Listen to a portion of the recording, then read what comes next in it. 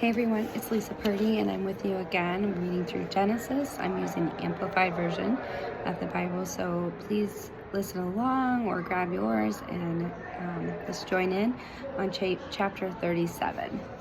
So Jacob dwelt in the land in which his father had been a stranger and a sojourner in the land of Canaan.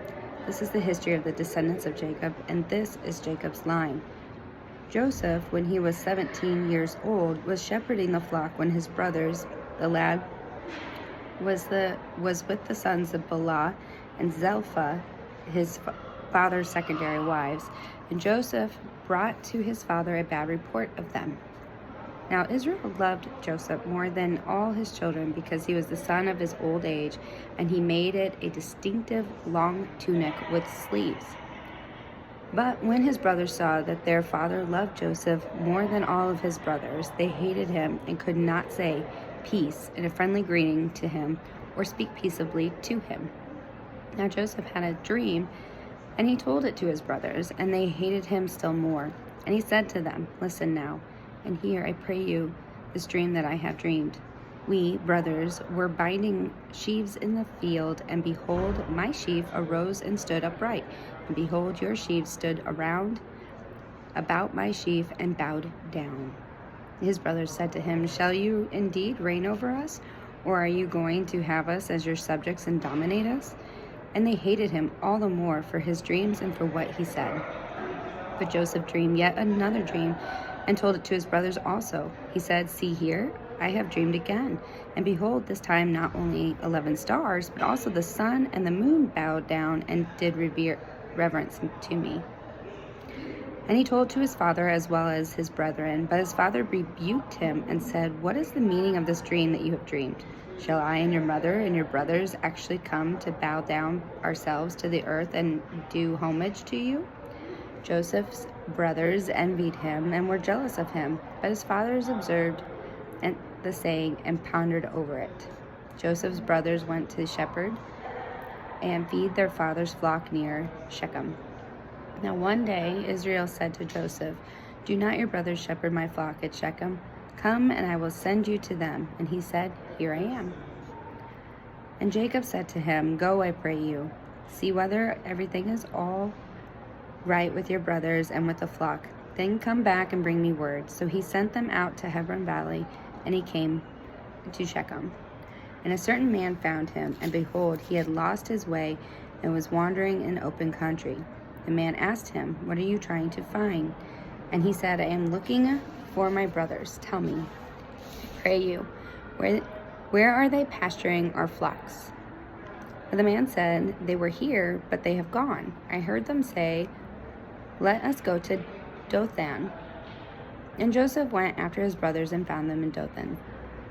And when they saw him far off, even before he came near them, they conspired to kill him.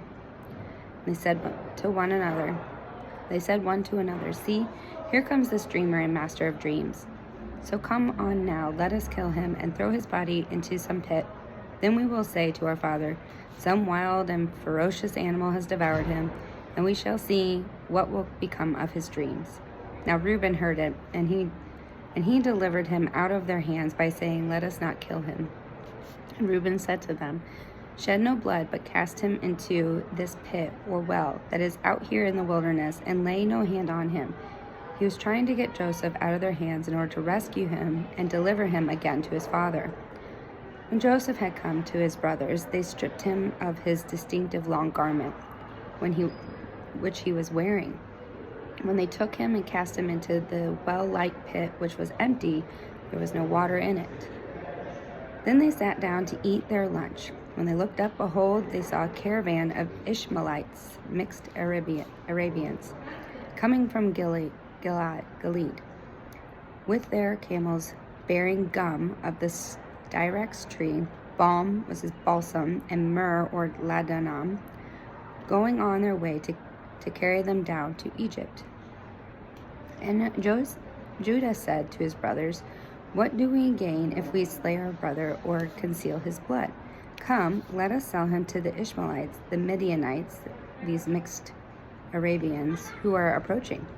And let not our hand be upon him, for he is our brother and our flesh." And his brothers consented.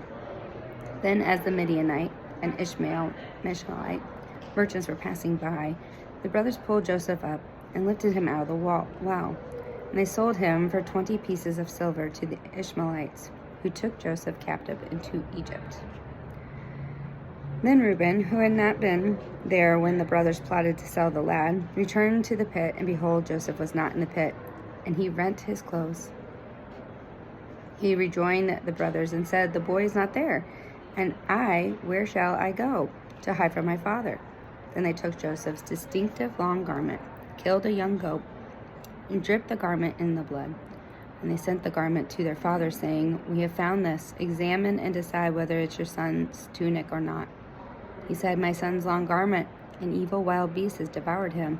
Joseph is without doubt rent in pieces." And Jacob tore his clothes, put on sackcloth, and mourned many days for his son. And all the sons and daughters attempted to console him, but he refused to be comforted, and said, "I will go down to Sheol, the place of the dead, to my son mourning." And his father wept for him. And the Midianites and Ishmaelites sold Joseph in Egypt to Potiphar, an officer of Pharaoh, and the captain and chief executor of the royal guard.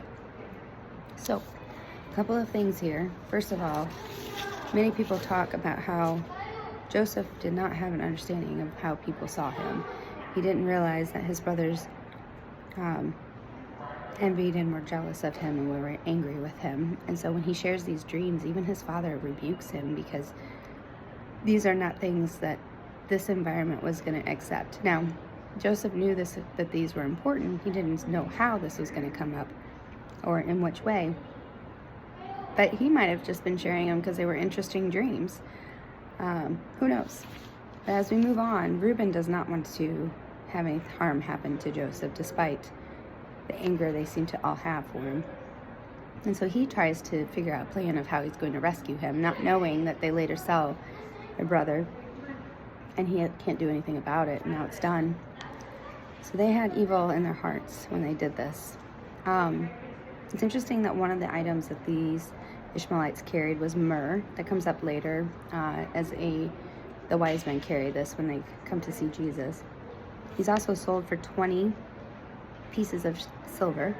Jesus was sold for 30, which comes out to like $20, okay? So there's a few things there. And the long garment, a lot of people say the coat of many colors. This particular version just talks about a long garment that was devoured and torn apart. The word rent is a way of saying split up and torn as well.